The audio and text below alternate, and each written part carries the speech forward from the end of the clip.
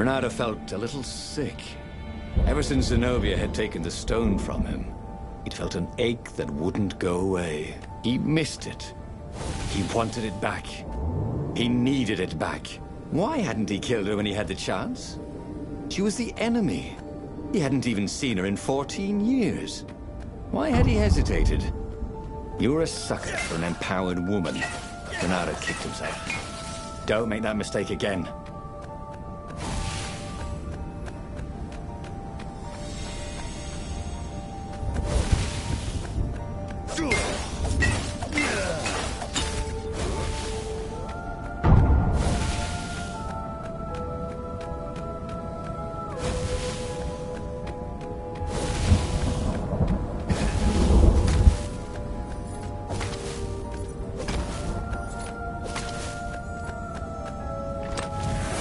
If he ever had a castle, he was going to hide his stuff better.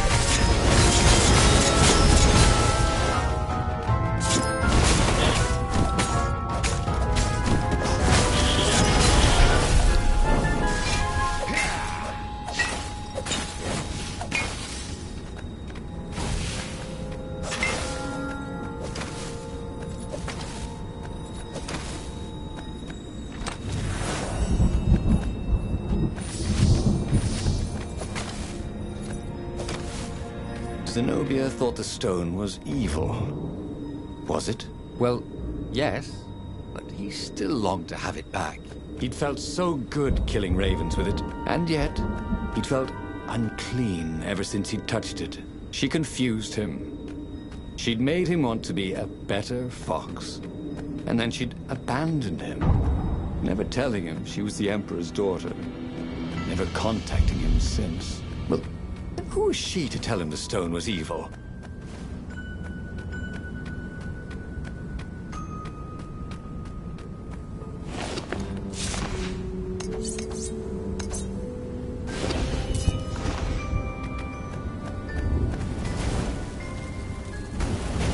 There was an engraving. Maximum capacity, 130 people.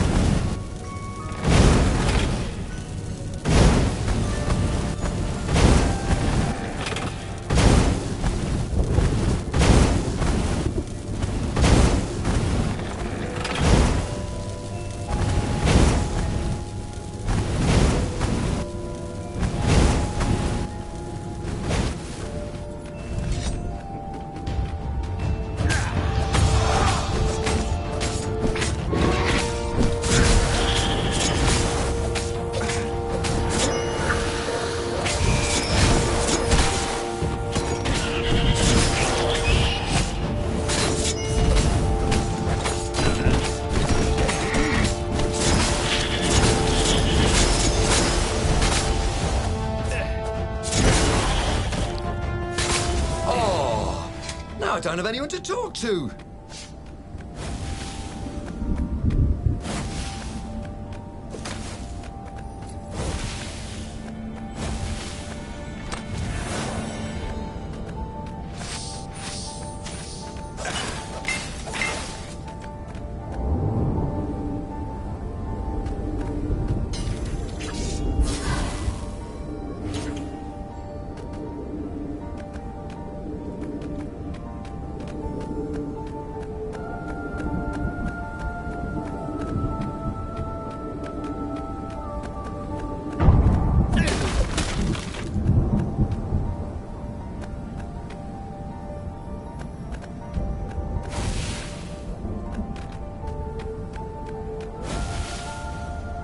The scientist's toes were pointing arcane instruments at the stone and looking at it through prisms and reflections.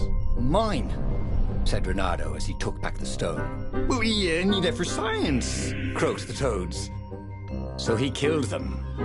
He felt better immediately. Smarter, too. I thought you'd never come for me, whispered the stone. Then, a far-speaker toad croaked, in something like Zenobia's voice. Reynardo, leave the stone with the toads. It will swallow your soul. You'll kill everyone you love. That did seem vaguely familiar. But Reynardo had an army to lead, an empire to bring down. I know you can fight this thing. Zenobia continued in the far speaker's croak. You let me live. You know how evil it is. It will destroy you, Reynardo. It will destroy everything you love. He had tried to convince himself that this time he would control the Iblis stone. But he could feel his will becoming brittle. She was right. He would get rid of it. Right? Now. Or now. He didn't really want to. I know. I'll go to the mountains, Reynardo thought. I'll find the strength to do it in the peace and quiet there.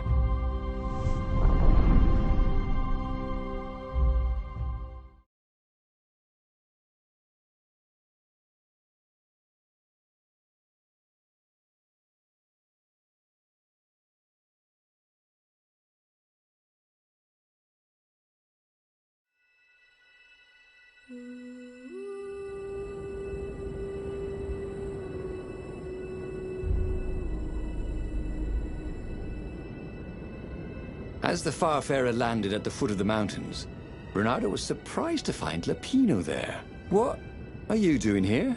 Oh, you wouldn't believe it. I was stowed away on an Imperial courier ship, dressed up as a combat nurse carrying a general's beak transplant. This is not a great time, said Reynardo, who was pretty sure he did not, in fact, believe Lapino's story. That's when you need your friends, said Lapino. I just need some peace and quiet, said Reynardo, and grimly set out on the path.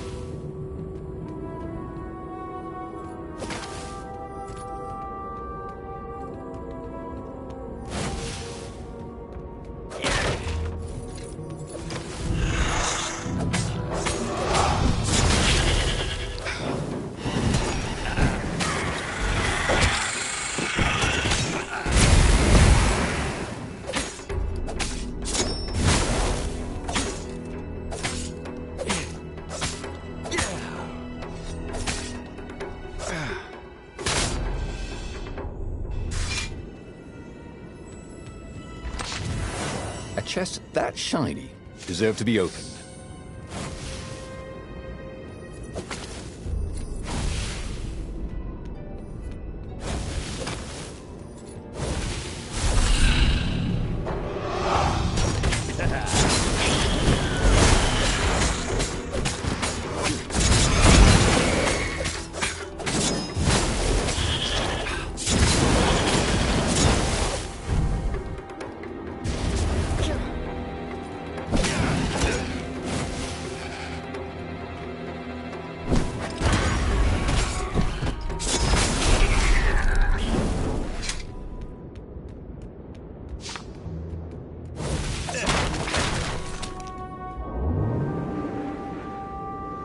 Take a leap of faith, said the inscription.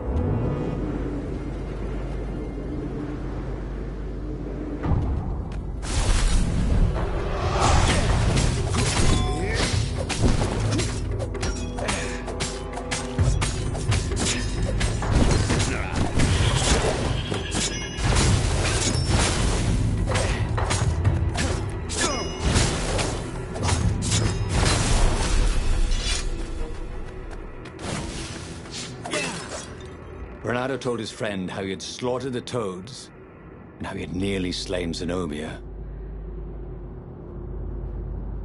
A terrible burden, this Iblis stone, sympathized the rabbit. Yeah, but I need it. For the rebellion. Do you now? You know, you were a pretty fine fighter before you were wielding a demonic decoration. Oddly, the sword wasn't whispering at him to kill the Pinot. Up ahead in the mountains, there was a peaceful spot. If he could rid himself of his burden anywhere, it was there. Yeah.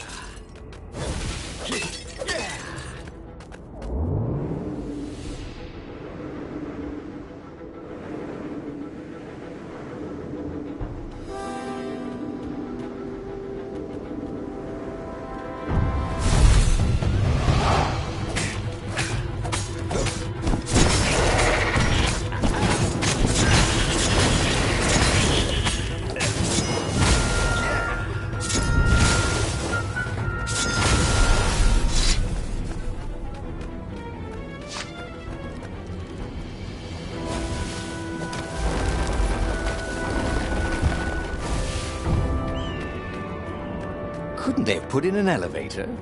Or a giant eagle? Or something?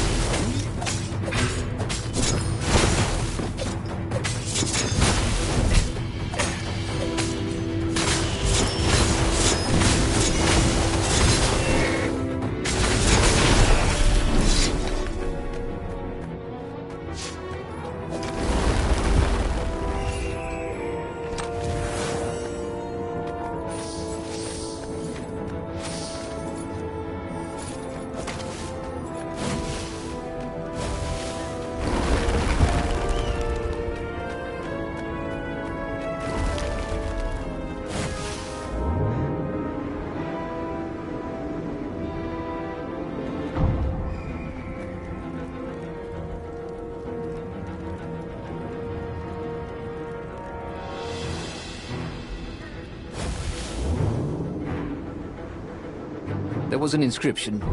No spitting.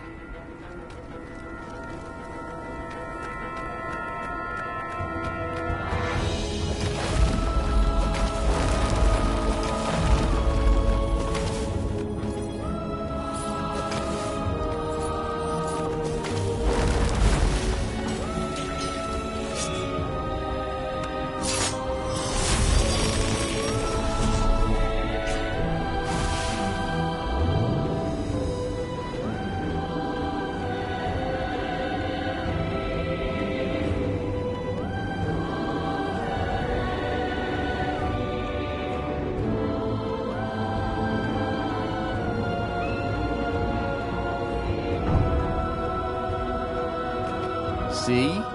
With enough leverage, you could go anywhere.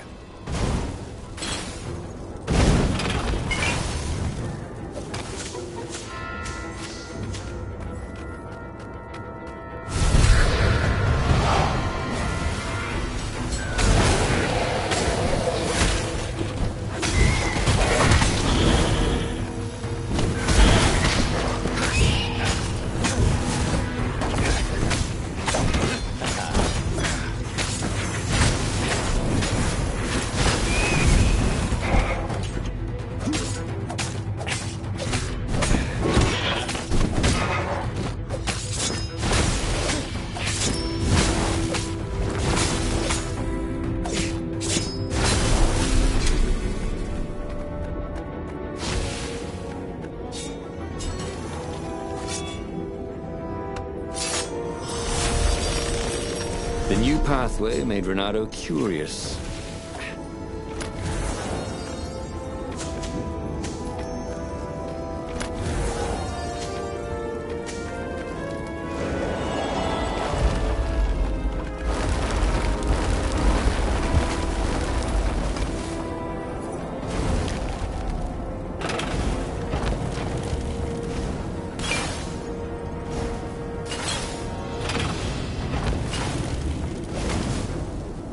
Renato thought he would make a difference, snatching the Iblis stone before the Emperor could get it.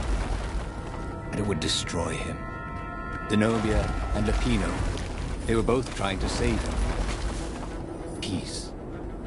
That was what he needed.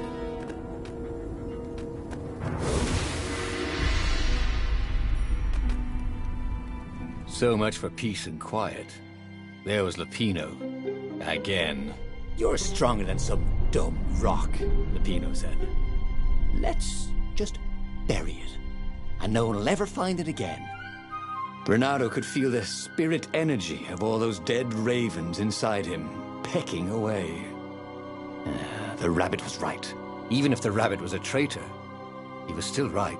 He tore the Iblis stone from his gauntlet and threw it into the hole Lupino had dug. The stone was silent. Probably sulking. Now whoop those Imperials, said Lupino. Are you coming? No, I can't come with you. It's my old injury, you know.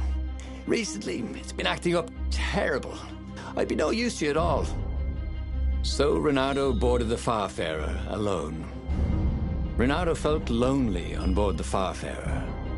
How could his old friend Lupino, miraculously escaped from the Empire, leave him to face the final battle alone? Well, he'd abandoned Lupino before, hadn't he? It was only fair. And of course he felt lonely. He'd given up the Iblis stone and all the souls he fed it. Of course he felt alone. But he had done the right thing. It had been hard to do, but there was no better feeling than that. Zenobia would be so proud of him.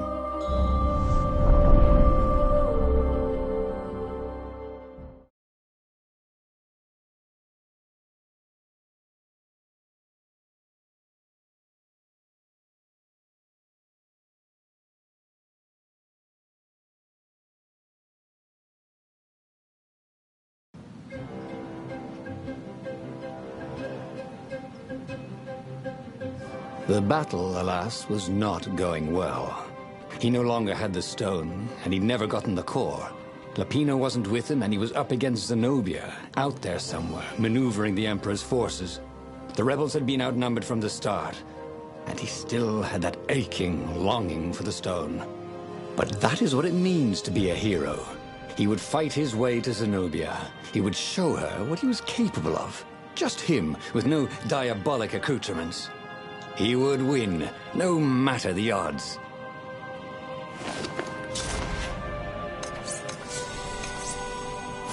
Wow! The sword felt even colder.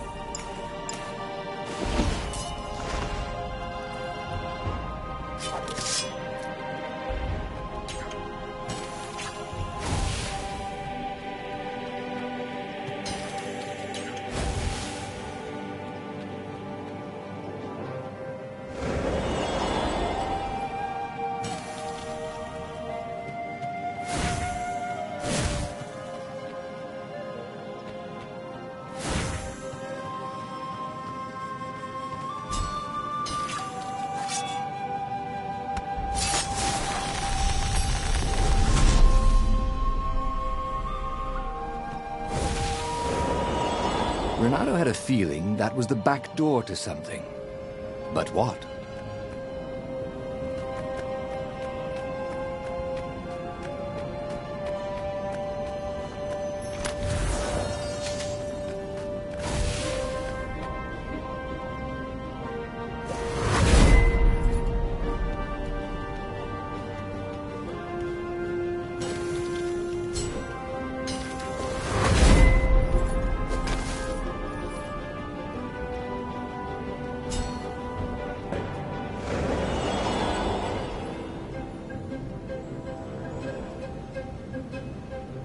Yes, that was it. Pirouette, slash, parry, dodge. Renato had never done such good work in a fight. He wished the poets were along to sing of his exploits for his old age. Maybe he wouldn't have to kill Zenobia. Maybe he could defeat her and take her prisoner. Then he could turn the tide against the Emperor. If she wasn't crowned princess, once this was all over, she'd have more time for him, right?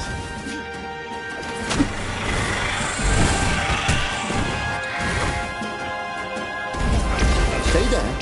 I'll have to get the marshmallows.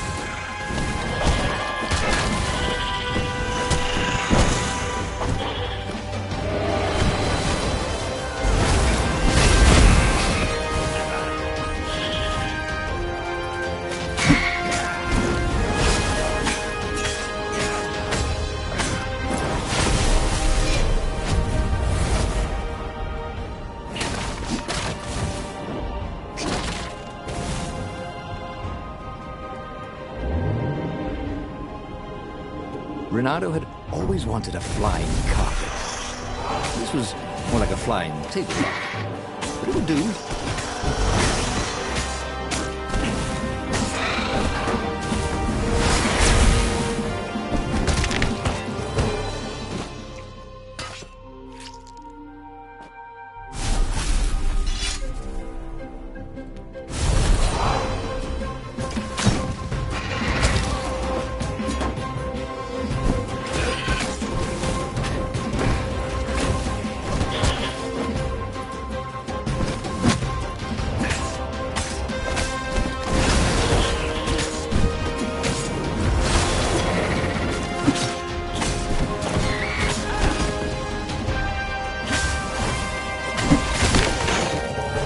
Where Renato went next, we cannot follow. Yet.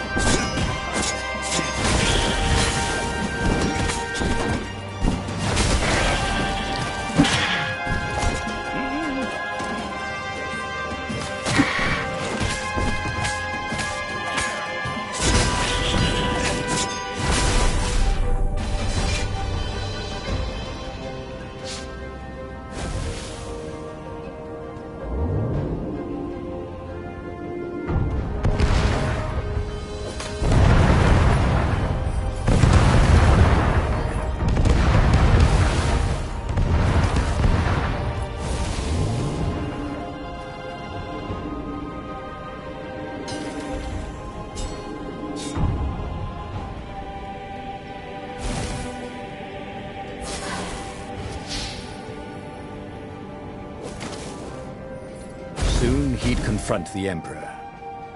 Funny that this whole war had come about because the Emperor feared death. And now it was coming for him. There was some sort of lesson there, wasn't there?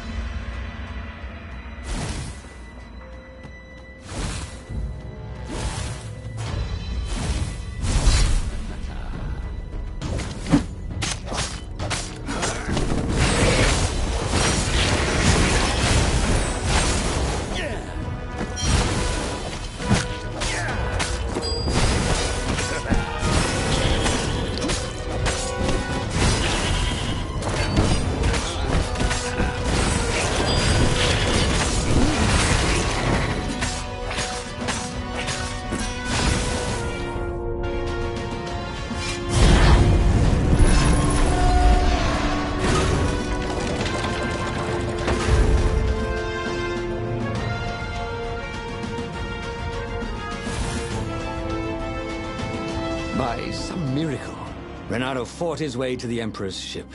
He was exhausted, bleeding, But he'd found the strength to reject the stone. Zenobia came out of the ship. "Reynardo!" she shouted. And then she fell down and died. Lapino was behind her, wielding a sword that seemed to suck all the light out of the sun. "You idiot! You threw the stone away!" cried Lapino. "You said it was evil." "It hates sanctimonious prigs like you," laughed Lapino. "We're having a grand old time." Reynardo turned and ran. But no matter where he ran, Lapino jumped in front of him until Reynardo was cornered. That boy could hop. "You wouldn't do this to an old friend, would you?" cried Reynardo. "You mean this?" said Lapino, as he slid the sword into Reynardo's guts. "Damn it! Again?" He should go back to some of the choices he'd faced before. Maybe there were new paths that had opened up, like those doors he was opening up all over the map that took him to new treasures and around his enemies. And he hadn't learned anything new this time. He'd done the same thing twice, yet expected a different outcome. The book's pages fluttered to the beginning once again, faster than before, and he fell. The clouds parted over the Isles of Boreas. It was time to choose. The rebellion was in trouble. Ravens were scouting for the secret rebel base. They needed a game-changer. Pieces of the Sky Ripper had surfaced. Reynardo knew that using it could go catastrophically wrong, but he was sure he could figure out how to use it safely. Also, a temple had risen out of empty desert. The Iblis Stone was hidden there. It was a dangerous artifact. It could corrupt its user into a bloodthirsty monster. Maybe he could find a way to use it, to take its power without surrendering to its wickedness. And also, his old friend Lapino needed rescuing. Of course, Reynardo had a pretty strong suspicion that Lapino had betrayed the rebellion. But could Reynardo really leave an old friend to the Ravens?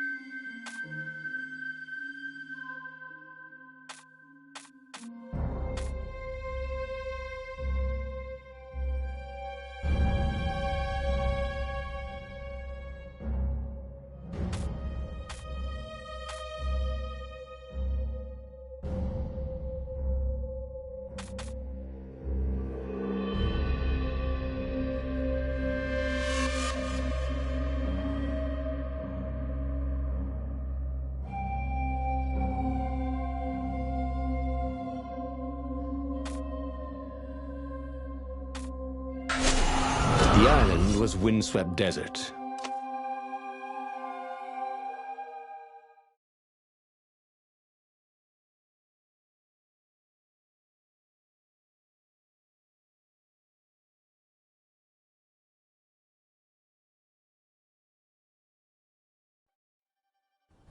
Every child could sing verses about the Sky Ripper, but ancient codices held hints of other things. A stone that ate souls, a ruby that drank blood, a jewel only a righteous man could give away. Were all these things the Iblis Stone? Long hidden in the buried temple, another ancient item that was only resurfacing now, drawn up from the deeps by the Emperor's horrific rituals?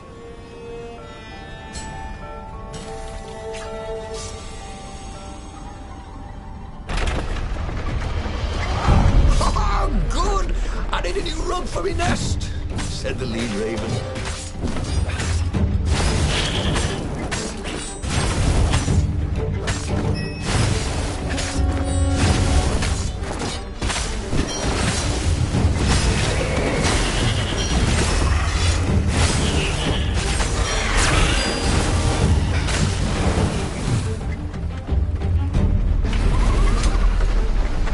Ravens were already here, cawing in frustration.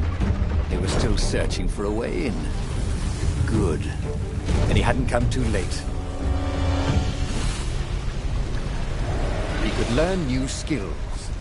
If only he'd take the time to figure out which.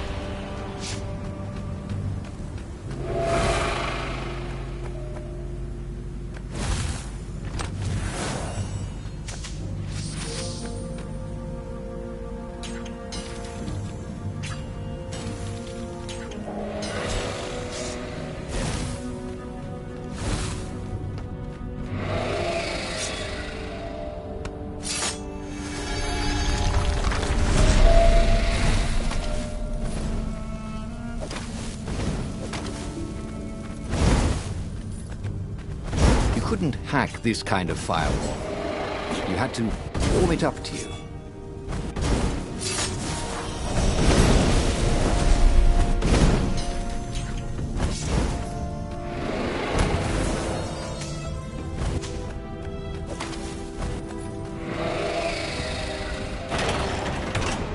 There had to be some way to use the Iblis Stone.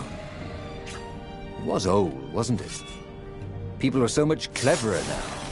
And Renato was pretty sure he was cleverer than most people.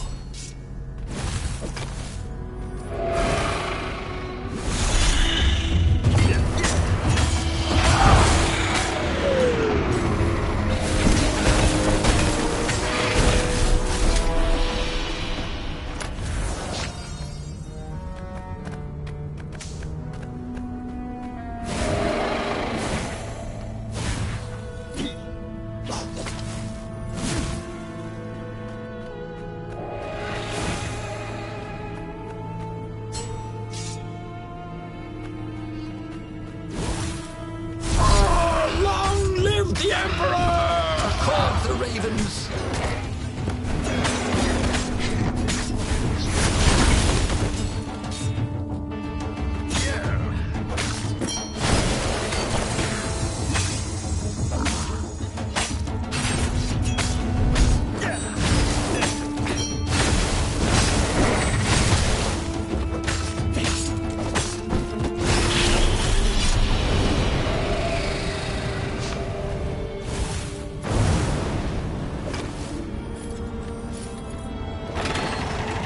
The Ravens at least could not get past this point. Obviously, the temple builders knew how to deal with tomb raiders.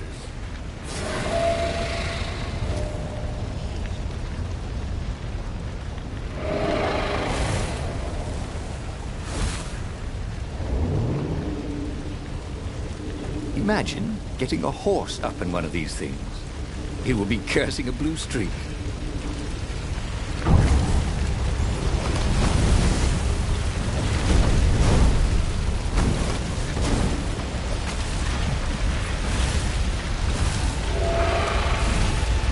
It was a stone of the purest blackness. It reflected no light, like a void made solid. Nervous. It was the stone. Eager. Thirsty. Kill the Emperor's daughter.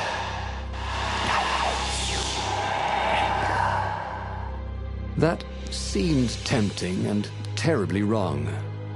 Zenobia was the Emperor's greatest general and a potent witch. But they had been close once, and he had a sneaking suspicion the gem would try to control him. Why not capture the core of Sky Ripper instead? It was the eye of a lost god, torn out by the Transcendent Emperor to power his greatest weapon. What's the core? Said the stone anxiously. But even though Renato knew how evil the gem was, he had a clever plan for dealing with it. The stone bothered him. He hated being told what to do. Wasn't that why he joined the rebellion? Wasn't that why he'd refused to be a soldier? He'd agreed to come on board only if he could freelance. The stone felt a bit clingy, and he had a feeling it did not have his best interests at heart. The sage Calaveras had told him where to find the Sky Ripper, a weapon capable of challenging the gods. Even without its armature, the core would still possess great power. He would go there.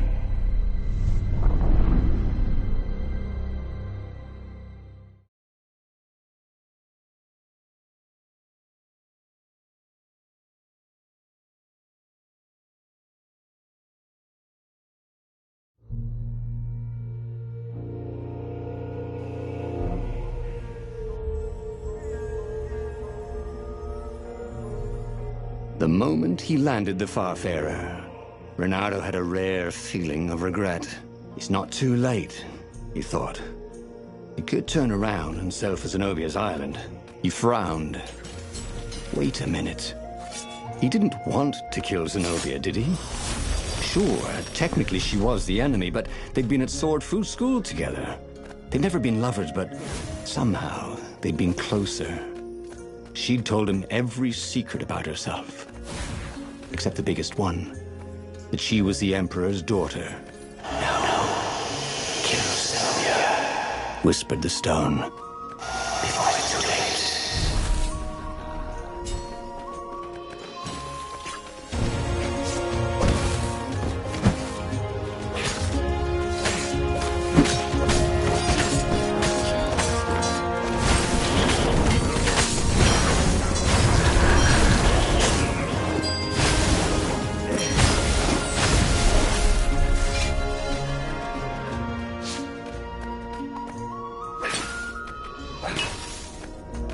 There was something sour in the air. Like the earth had ruptured over something that had been fermenting for a very long time.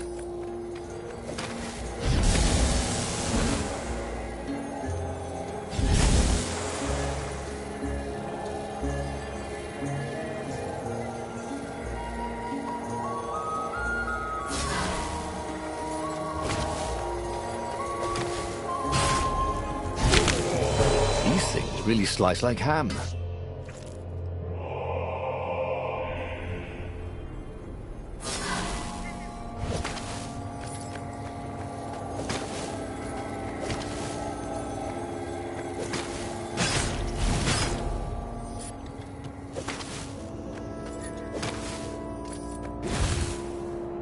The stone hadn't lied about what it could do for him.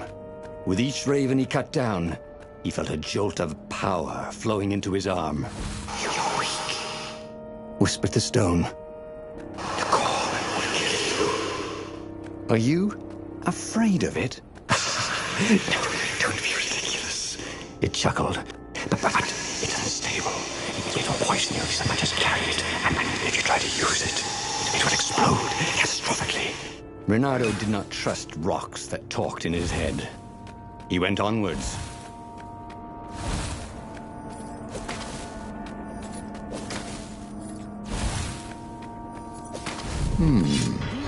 Where did that go to?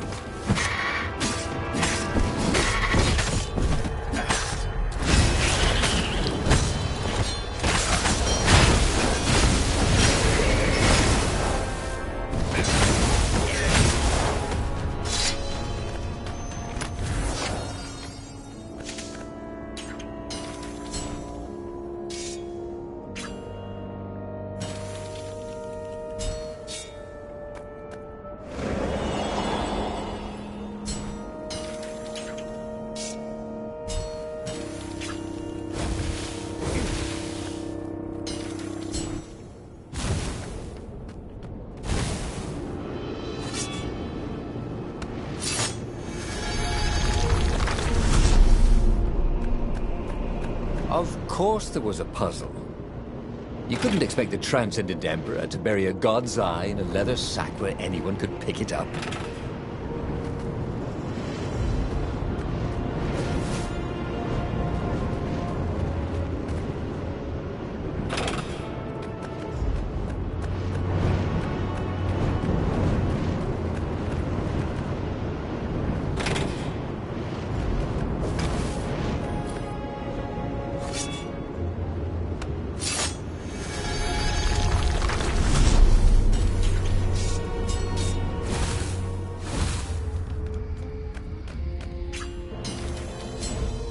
Hey! I got this friend who's a swan. Could he join up? He dyes his feathers.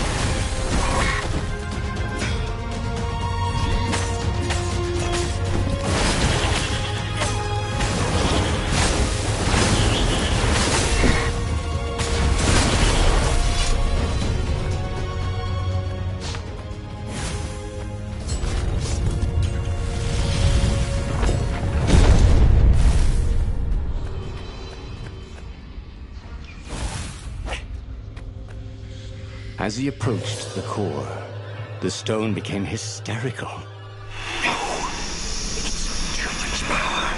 We will rip a hole in space and time. He had a sudden vision of plunging his gauntlet into the core and dying in anguish. That wasn't his vision, was it? The stone had sent him its darkest fears, hadn't it? He had a sudden impulse to do exactly that. He raised his right fist and plunged it into the core. There was a rush of light. He thought he could hear the stone screaming. And then he passed out. When Renato came to, the core was gone. But the Iblis stone was no longer black, but glowing with a blue light. And it was silent. "I can't hear you," he sang out, and "Yoo-hoo!" It didn't answer. "Ha!" he said. He had defeated the demonic gem with the power of his mind. He felt invincible. It was time to attack the Imperial outpost on the Nexus. Take the battle to the enemy. But among the huge crystals, there was also an observatory. A wise man would probably ask the scientists exactly what he had first. How wise was he?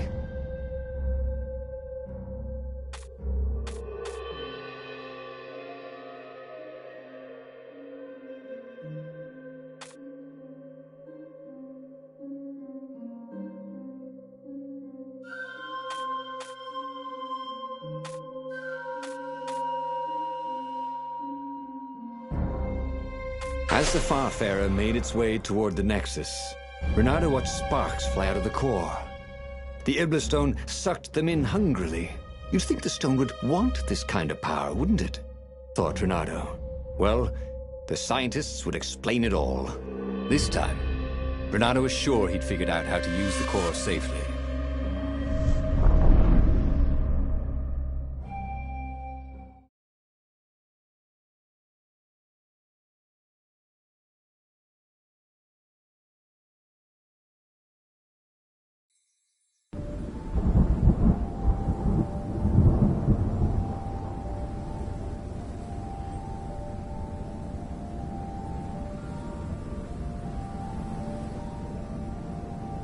See? He'd trusted his gut, and it had worked out. That's what it meant to be a hero. To ignore the naysayers and the odd-makers, and do what you knew was right, and have it turn out to be the right thing. Well, he wasn't worried. Once he got to the observatory, the scientist Toads could explain it. Then he could carry the war into the enemy's camp and destroy them all. Oh dear, he was getting a little bloodthirsty, wasn't he?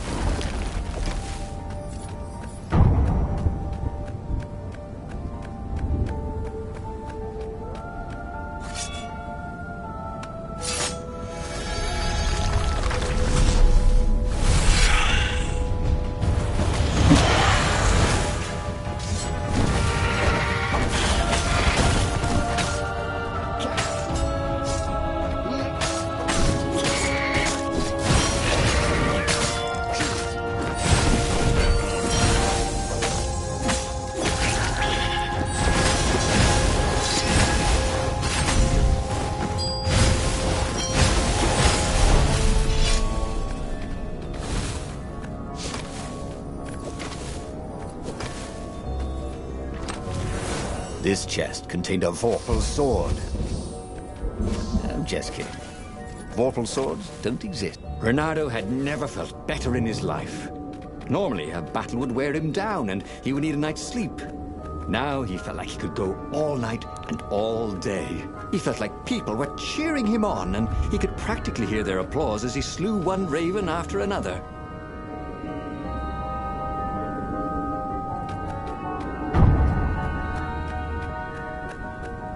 The Imperial fleet was closing in on the rebels, forcing them to come out and fight. Reynardo was itching to bring the fight to the enemy. He had to remind himself not to be too reckless.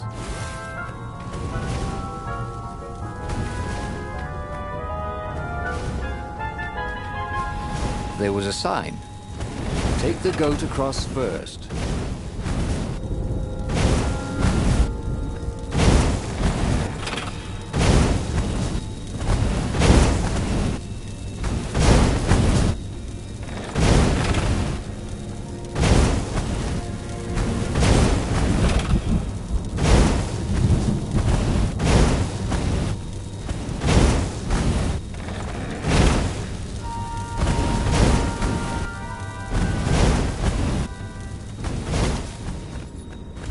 Before I kill you guys, Reynardo said, do any of you know where I can get a good smoothie around here?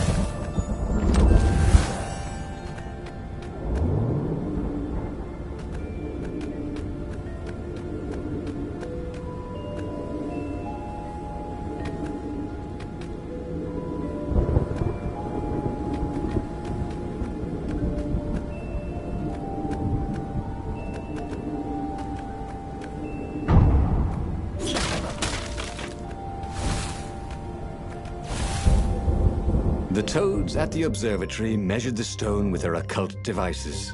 I fed it the core of Skyripper, explained Reynardo. No more feed me blood and souls. But the core is not an unlimited energy source, said one toad. Another said, there's a feedback loop, you see, which could overload the stone. The stone doesn't actually feed on souls, claimed a third. But on pain of killing another sentient being. If you can truly be at peace with yourself, it would not overload. This was all very confusing. At peace? Yes, the mountains were peaceful and quiet, but he now had the power to turn the tides. He should report to the Rebellion Council and prepare for the decisive battle.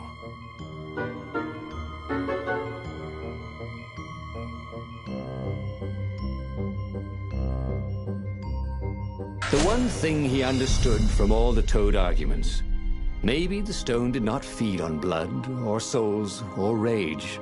It fed on empathy. It fed on the pain he felt when he put an end to another being's existence. Even if that other being was a raven intent on killing him. If he could find peace, then he could use the power of the Ibla Stone without being taken over by its evil. Yes, that was the way to defeat the Ibla Stone. The mountains. He would go to the mountains. He could find peace there.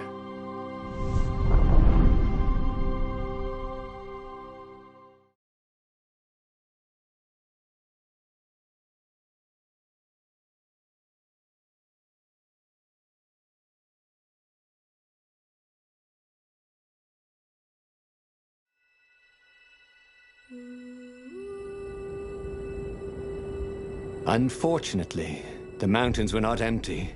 There were ravens everywhere. No matter. He had to fight, yes, but he didn't have to be angry. Parry, dodge, slash, and breathe. Yes, focus on the rhythm, the dance of it, not on the blood or the raven's core as they died. Ah, it was working. He wasn't feeling those dark jolts of eldritch energy. He wasn't feeding the Iblis Stone.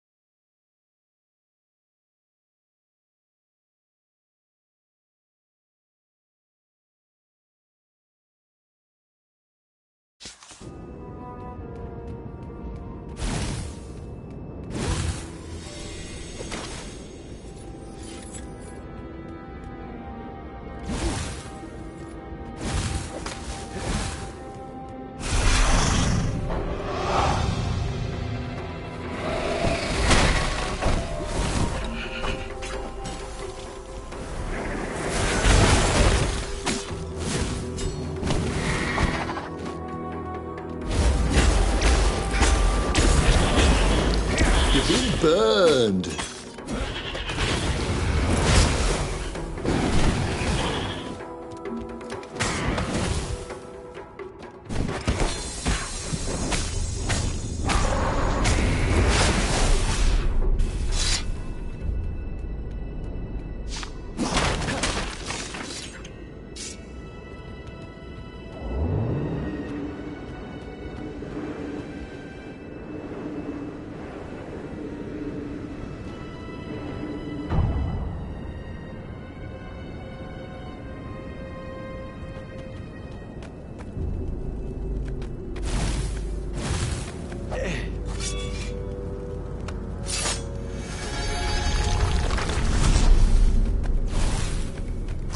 Shall we dance?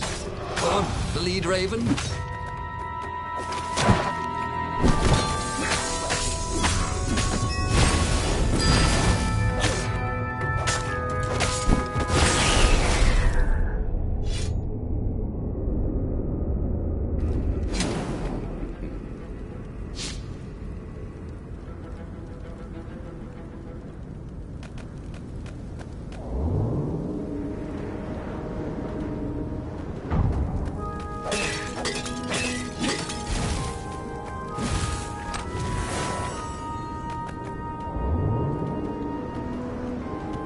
This was much easier than free climbing.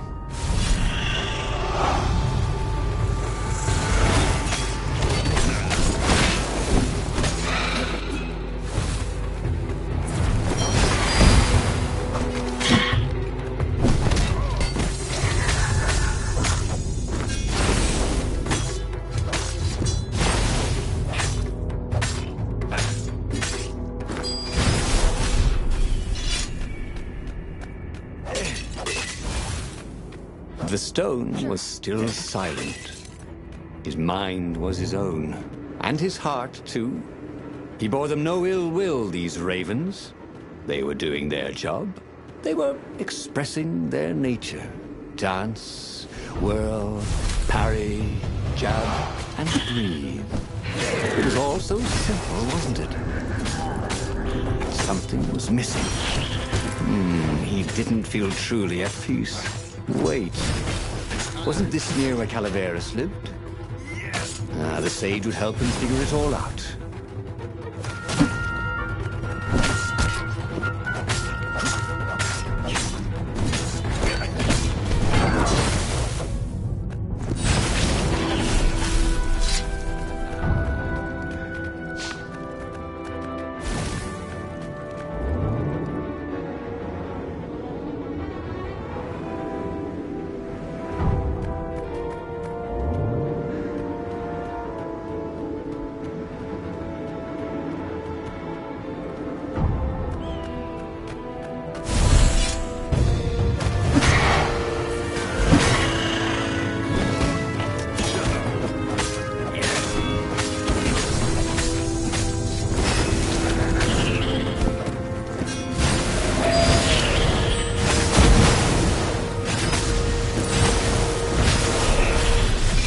Already, Renato knew more than he ever had.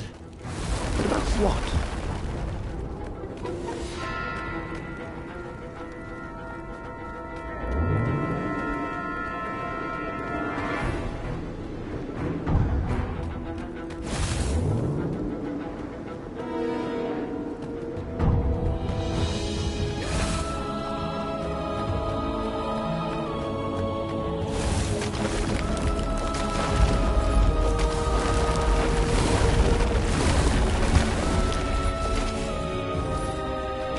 As for the gate, well, you could take her or leave her.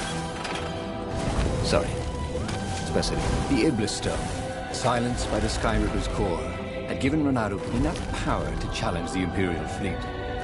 But what Renato was seeking was inner peace. The rebellion was on the verge of extinction, but it would have to wait.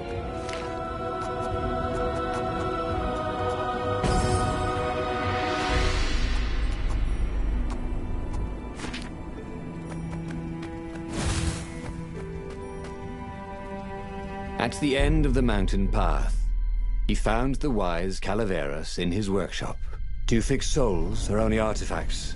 He asked the sage. Does your soul need fixing? Asked the sage. I've been killing a lot of ravens lately, he told the sage. You're a fox, said Calaveras. And to kill birds is part of your nature. Take joy in it. I mean, I might as well worry about eating flies. Would you like a fly? It was true. That's what he had forgotten. The joy. Now he was ready for the final battle. The Farfarer cut through the clouds. The air had never felt so sweet since he was a child. There it was. The dreaded Imperial fleet. He could smell wet hemp ropes ahead. Wood and tar and ravens. Even the fleet smelt good, somehow. He was ready. He was ready.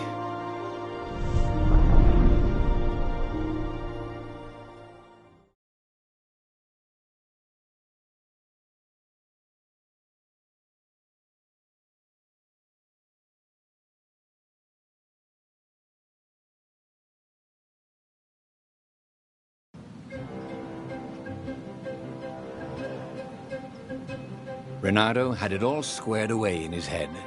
He would kill the Emperor. Isengrim III had begun well, but he had gone mad. He was trying to invoke the lost gods by means of dark, blasphemous rituals. That was a secret. But the victims had spoken to Reynardo. The ghosts had spoken. No.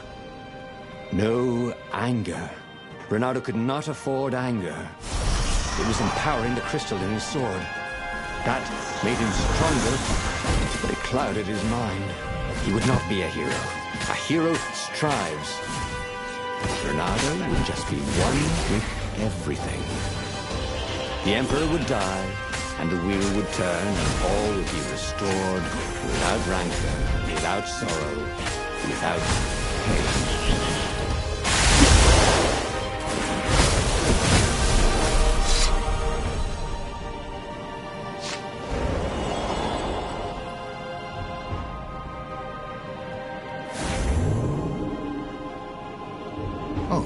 He ought to put a railing on this thing, he thought.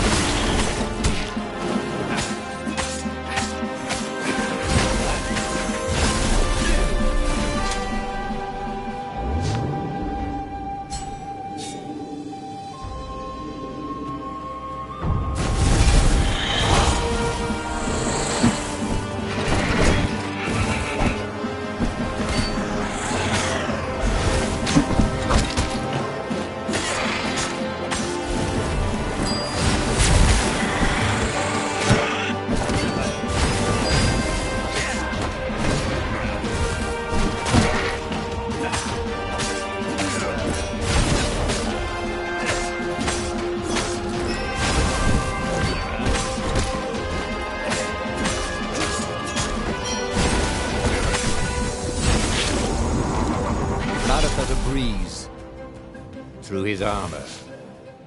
But the more he thought about it, and he had so much more time to think about it now that he was not worrying about the battle, killing the Emperor would not change anything. Another would take his place. Perhaps Zenobia. Perhaps the Speaker of the Rebel Council, and power would corrupt them too, and death would make grief, and grief would lead to hatred. He must lead by example. Reject the violence. Reject the desire to create violence. But how?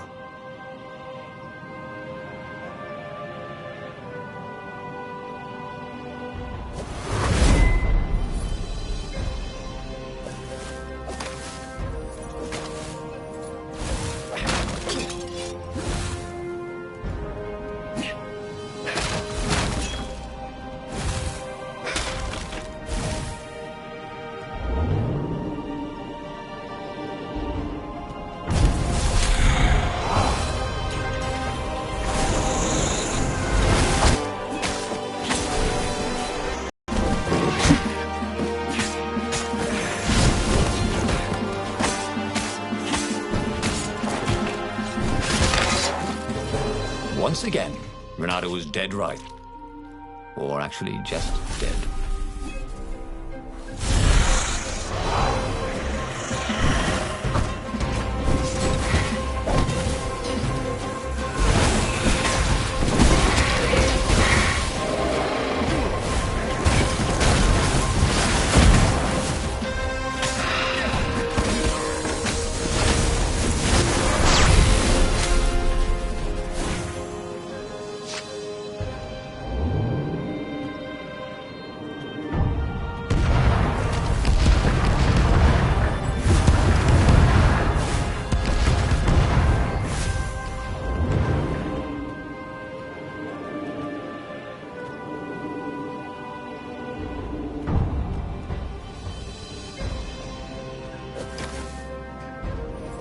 Soon he'd confront the Emperor. Again. This time, he'd make an end of him. He'd screwed up last time, but he had a good feeling about this time.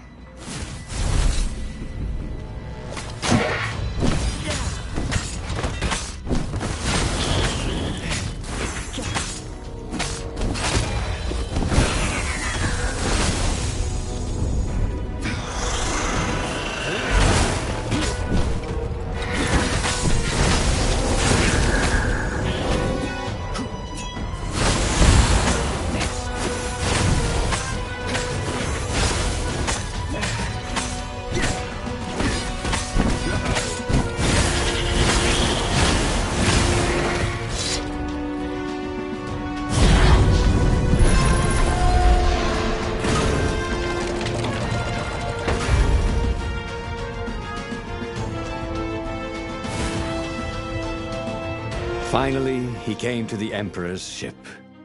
The path behind him was strewn with dead ravens. The path to enlightenment.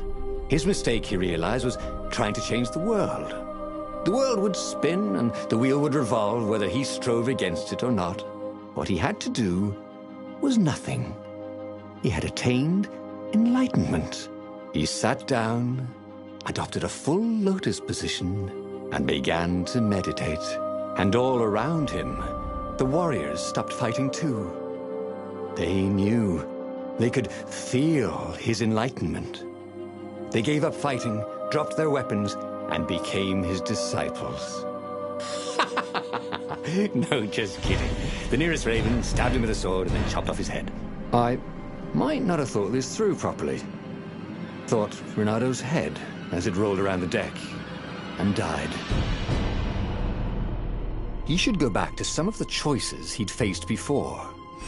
Maybe there were new paths that had opened up, like those doors he was opening up all over the map that took him to new treasures and around his enemies.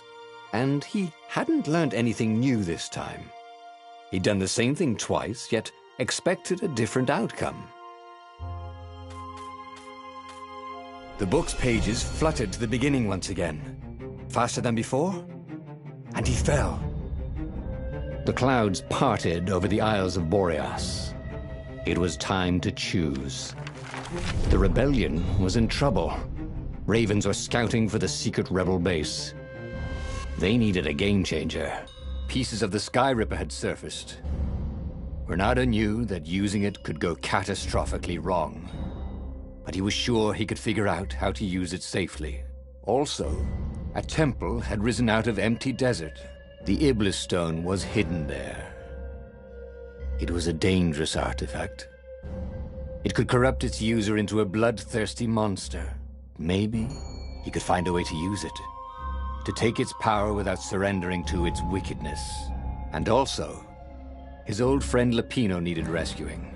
Of course, Renato had a pretty strong suspicion that Lupino had betrayed the rebellion. But could Renato really leave an old friend to the Ravens?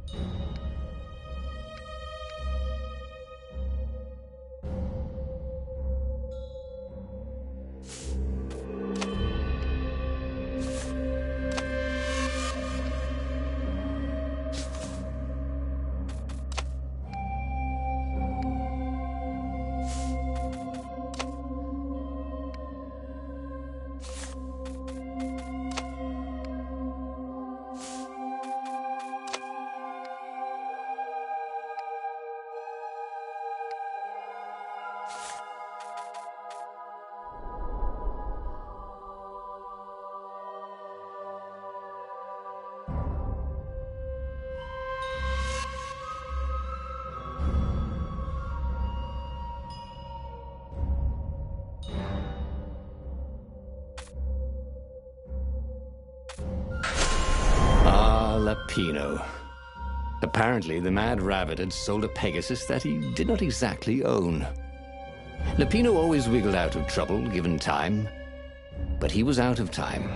Lapino's frantic message said that the Ravens were going to kill him for being a rebel spy. And that he had a clever plan.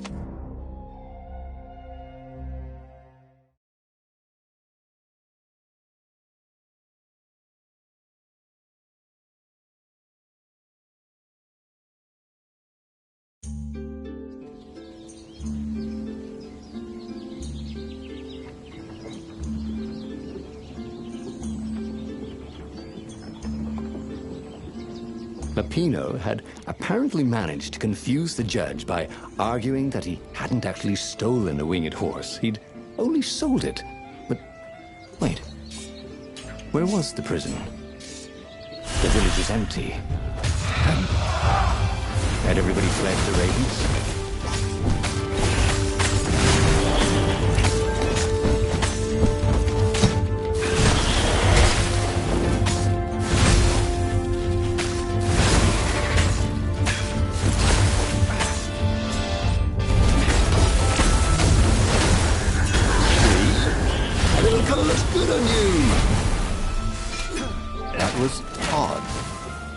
Reynardo had been here, at this exact place, at this exact time. But this time, there were so many more ravens.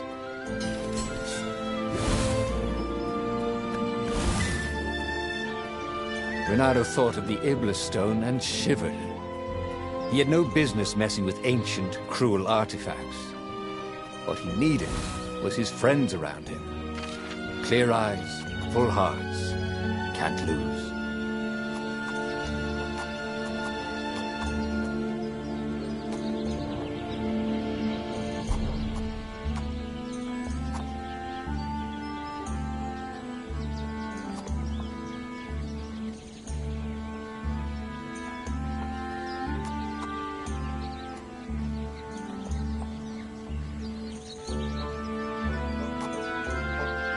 Nice.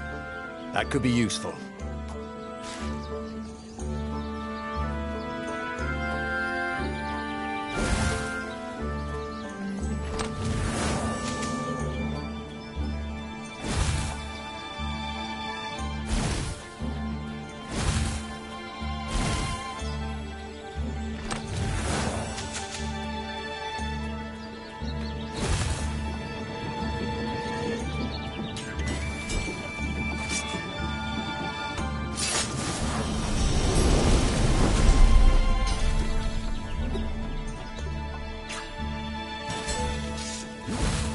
What was behind that door?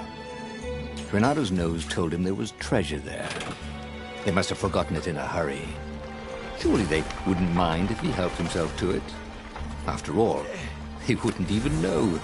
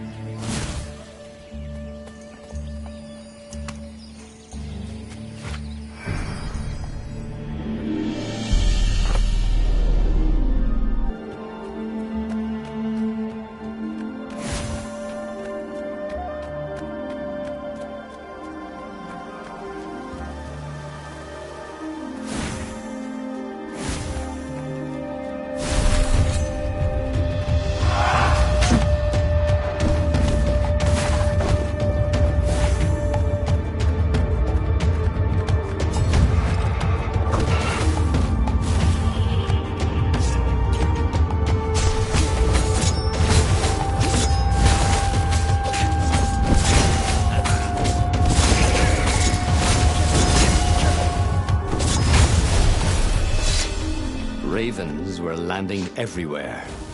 The advance guard. He'd better get moving. If they got to Lapino first, they'd eat him for breakfast. Or a snack. Ravens weren't picky. If they got hungry, they sometimes forgot to interrogate their prisoners. Even top spies like Lapino. Well, unless he really was a traitor, obviously. Then they'd probably pin a medal on his chest.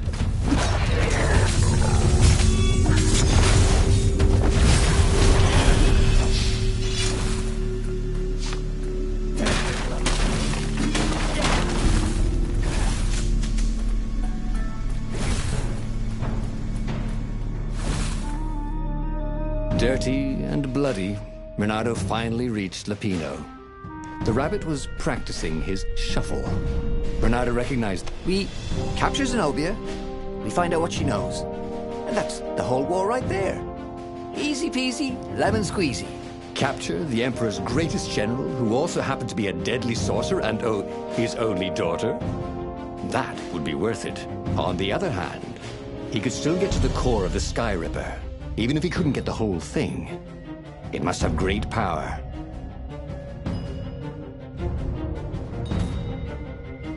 To make the Sky Ripper, the Transcendent Emperor had wrapped an armature around the eye of a god.